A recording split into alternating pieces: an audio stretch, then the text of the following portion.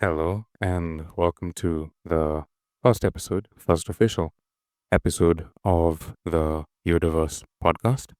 I'm recording this in the middle of December, but it's going to be released in the new year. So, Happy New Year in that case, and glad that you're here. And today we're gonna talk about um, overthinking, which is something that we tend to do quite a bit as young people, and I think people in general.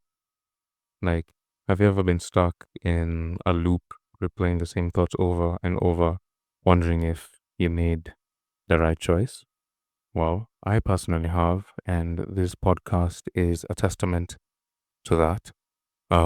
As you know, the last official episode of the Tin Steak was more than 2 months ago, and I have been thinking and overthinking about the rebranding, which is now Yoderverse, which had gone through like 4 or 5 different phases, none of which I settled concretely on until now the Yoderverse came to be.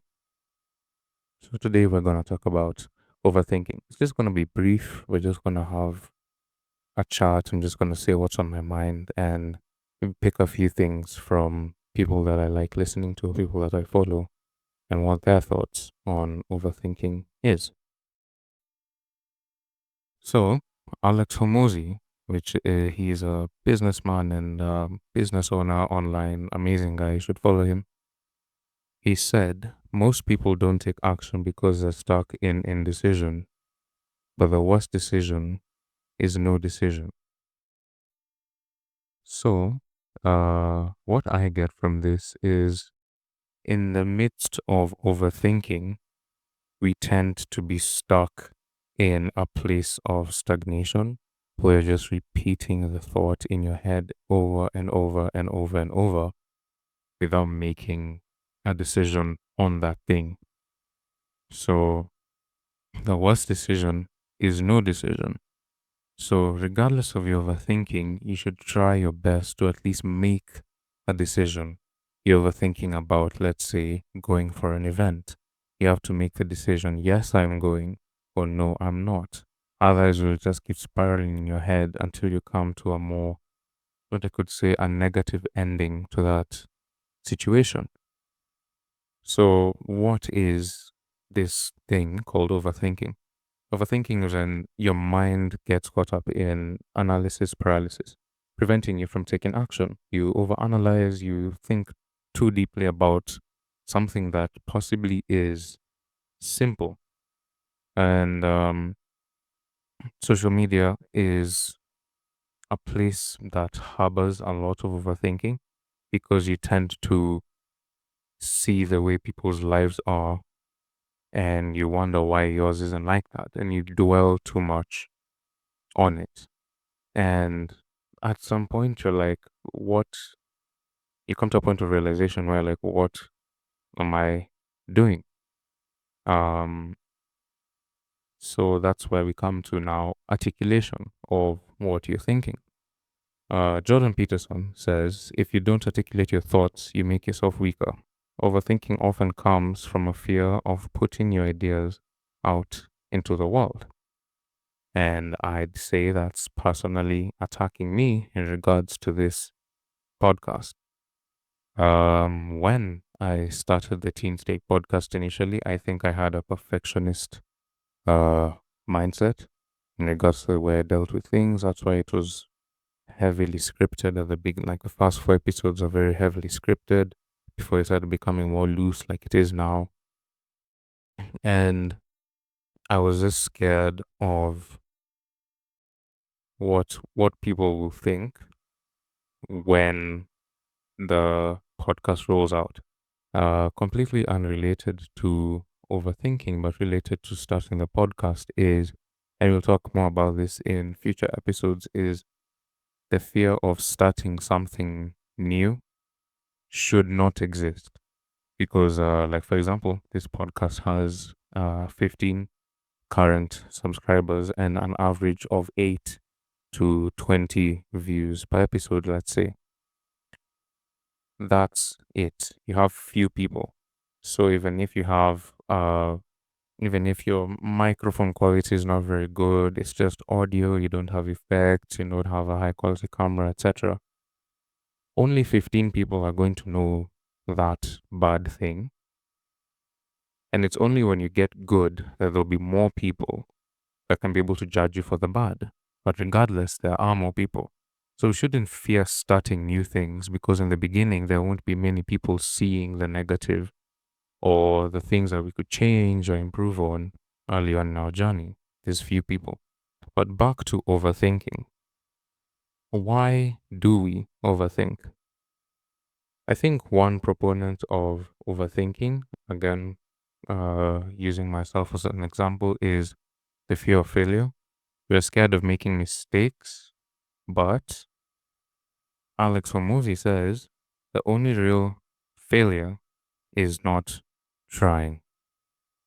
When we fear doing things, starting things, continuing, finishing things, whether it's writing a book, starting a podcast, writing a song, launching a business, starting a new skill, whatever thing that is, the only part where we truly fail is when we're so scared of trying that we don't try.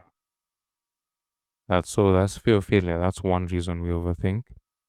Another one is perfectionism. We want everything to be perfect, but perfection really is an illusion. No one and nothing is perfect. Not at least not on earth. Nothing is perfect. And people say practice makes perfect, and I get where that's coming from.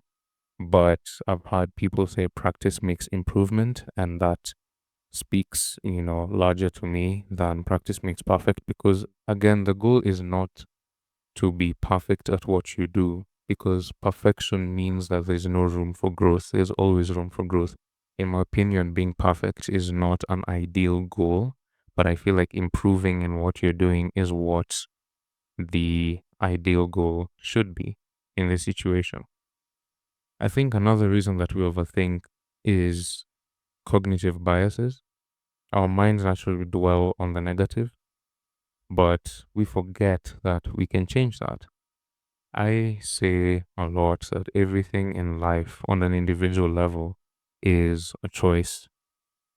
And in regards to starting things, learning skills, and everything else, exploring new horizons, going to new places, all of that is a choice.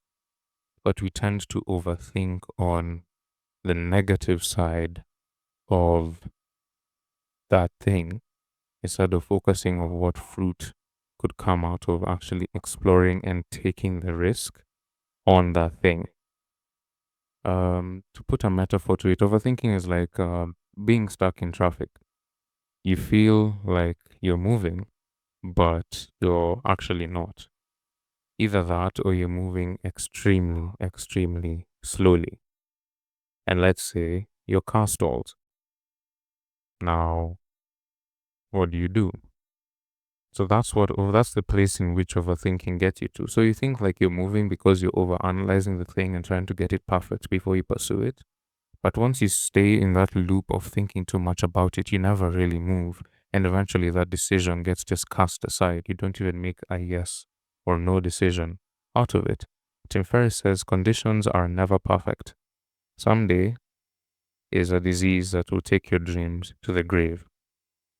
Connected to this is another quote that I heard. I don't know who it originates from, but I heard from Dwayne Johnson. Is one day or day one. So one day is what I could say overthinking. Conditions are never perfect. Someday is, or in this case, one day is a disease that will take your dreams to the grave. When you have that thing, you're overanalyzing it. I'll do it tomorrow. I'll do it next week. I'll do it next month. Let me start on the New Year's. We tend to say that a lot. Let me start on the New Year's. But you realize most of the goals that unless you are extremely consistent and disciplined, 90% of the things that you set out to do at the beginning of the year are not complete by the time a new year is starting the next year. So never say someday, never say one day, say day one. So, in my case, I wanted to learn how to draw. And for a bit, I was, sketching here and there. My sketches were absolutely horrible and unpresentable, disproportionate, like not even worthy to be hailed as anything good. And I stopped. This was like February 2023. So I was doing that, and then I was like, you know what? One day I'll just get good at this thing somehow. And I'll wake up one morning and all these bad drawings will be nothing because now all I can do is draw amazingly. So I stopped drawing. I was drawing like once a month or something like that. And then October reaches and I'm like, I think I'm thinking about this wrong. I'm overthinking it. So I'm already thinking about failing before even trying. So I got rid of that mindset and now just attacked it and started drawing as often as I could, mostly daily. And eventually my skills improved quite fast. So between now October of 2023 and December of 2023, my skills had improved more than they had in the 7 months of the 9-ish months of inactivity before. And since then, I have been practically drawing every day until now, a year later. So, what is the cost of overthinking? The consequence or the cost of overthinking, there are quite a few. There's lost time and energy. You lose time when you think too much because then the time that you're using to think would be used in action towards the thing that you are pursuing or starting or finishing. If you overthink too much, you lose time and energy as well because now your mind has been consumed in thinking about this thing so much that you no longer have the energy to do it even after you stop overthinking. So that either leads to you doing it halfway or not doing it at all. Another thing is missed opportunities. If you're overthinking about, let's say, saying yes to job application, but what if this goes wrong, what if this goes wrong, what if this goes wrong? You come back, you're supposed to come back next week, but you overthought, and then you come back 3 weeks later, your boss or your boss to be says, sorry, we already gave that job to someone else. I can assure you the person who was handed that job, who now got the job that you were supposed to get, did not even second guess himself or herself and just went for it completely. Another thing is strained relationships. If you overthink too much in regards to how you relate to people, I feel like the level of authenticity in which you approach the relationship with that person becomes difficult. Your authenticity basically lessens to some extent because you're like, okay, how do I make this a perfect situation? No relationship is perfect. It's a period of growth between you and the other person, whether that's with your parents, your siblings, your friends, your cousins, etc. And forcing yourself by overthinking is now taking away from how authentic and real you sound in that situation. Tony Robbins once said, energy flows where attention goes. If you focus on fear and indecision, that's what you create. I think this is extremely true. What you pay attention to is where uh, fruit is born. So, for example, if you have a garden of plants, let's say you have 3 pots of plants and you water 2 of them, you pay attention to 2 of them. The third one is going to dry out in no time. That's how I think I'd phrase this. What you focus your time on is where whether it's a good or bad thing, where you focus your time on is what fruit is going to come out of that thing. And an example of overthinking for, let's say, from pop culture, if you think of, for example, Peter Parker, doubting himself before becoming Spider-Man, sometimes overthinking stops us from pursuing a greater power within us in regards to the skills that we are destined to build and the things and the joy and awesomeness that we're born to bring into this world sometimes gets hindered by overthinking. And how do we overcome this habit of overthinking? Because for some of us, it's not even a habit anymore. Sometimes it's become a nature in situations where the first thing you do is overthink before making a decision. So, how do we take away that feeling? There are a few things, but I'd say focus on the present. You can practice just being mindful of why am I overthinking? Is it really that serious, etc.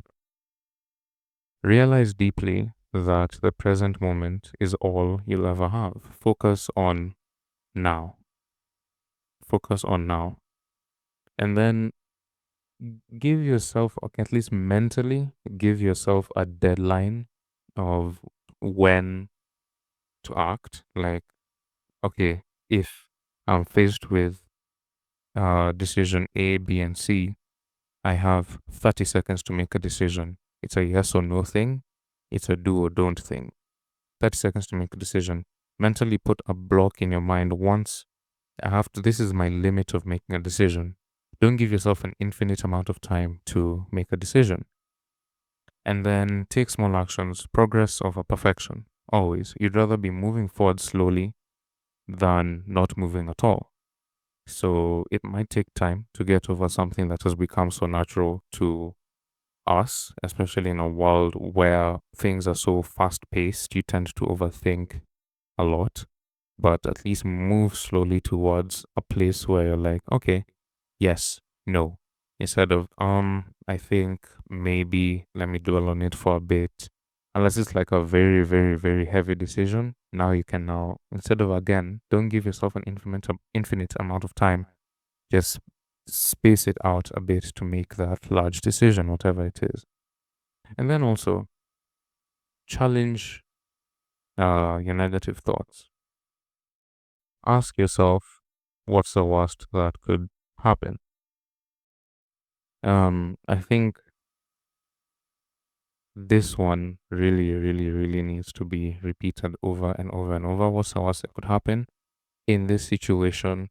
What do I have to lose? Like, for example, when I do these episodes, or even as I continue to do these episodes, and even when I did episodes in the past, I used to overthink a bit too much. And then one day I just had this workflow plan in my head, set up the microphone, hit record, and just start talking. The rest will fall into place. Yes, I have my notes. Just start talking. Don't overthink it. Don't think what others will think. Just go. And I feel like that has helped me quite a bit. And not just in regards to, recording podcast episodes and all that, but also in the sense that when something needs to happen, I have an answer to it as quickly as possible. I've used Alex Hormozy as a example in this episode a bit, and he says again, action creates clarity. If you don't know what to do, start doing something. And this is very true. You won't know what to do if you're not doing anything. So you won't know how to deal with a situation if you've not even acted upon it. So action creates clarity. If you don't know what to do, start doing something. Again, tracing back, small progress is better than no progress at all. And a bit of contrast is, in terms of contrast of topic, is why in some cases overthinking isn't always negative. Sometimes overthinking means you care or that you're thoughtful about your decisions. Sometimes. For example, artists and creators often overthink to produce their best work. I can attest to this. But the key is knowing when to stop refining and release your work to the world. So even in the process of overthinking, as mentioned before, you have like a barrier in your head of, okay, this is where it ends. I'm gonna spend this amount of time making this decision, whether it's a creative decision, a financial decision, a relationship decision, whatever decision that is. Steve Jobs says creativity is just connecting things. Overthinking can help you connect ideas, but only if you eventually act on them. So basically, you can overthink productively. So you can overthink for the sake of getting the right idea, as long as you don't overdo it or take too much time, and with the end goal of actually working on that thing, actually acting upon that thing. Creativity is just connecting things. Overthinking can help you connect ideas, but only if you eventually act on them. Overthinking isn't really um, an enemy. Use your thoughts as a tool and not a cage. And in conclusion, this week, try one of the things that we have learned from today's episode, whether it is constraining the amount of time, making slow progress, or just acting upon things in general, and just see how that works over the span of your life. Because it's not just a thing you say this year, I'm going to overthink less, and then next year we'll see what happens. It's a thing for life. So take one small step forward, no matter how uncertain it feels. And that will be it from me. I am really, really hoping that you got value out of this video. Since this is coming out on the new year, I want to wish everyone a very happy new year. Don't overthink about your goals. And speaking of goals and setting resolutions and things like that, that will be the primary focus of next week's episode. As I mentioned in the small trailer that I released, that I'm hoping to be as consistent as possible in releasing these episodes, since now it's just like 5 sentences of notes and then I just talk for close to half an hour. Nothing too strict. And also, I am going to be setting up polls for suggestions. If you guys have any suggestions as to what you'd like me to talk about or discuss, I'll be extremely happy to. So you can either comment down below or DM me on Instagram under the Yoderverse. And I'm so glad to have you all in this new chapter of my life and online presence, online presence. And then also for any of you who enjoy more creative and artistic content, you can follow the handle Lime Studios Art on YouTube, Instagram, and many other social platforms. Everything will be linked down below. That's it. Thank you for joining and listening to this podcast. Really appreciate it. And I will see you on the next one. Take care.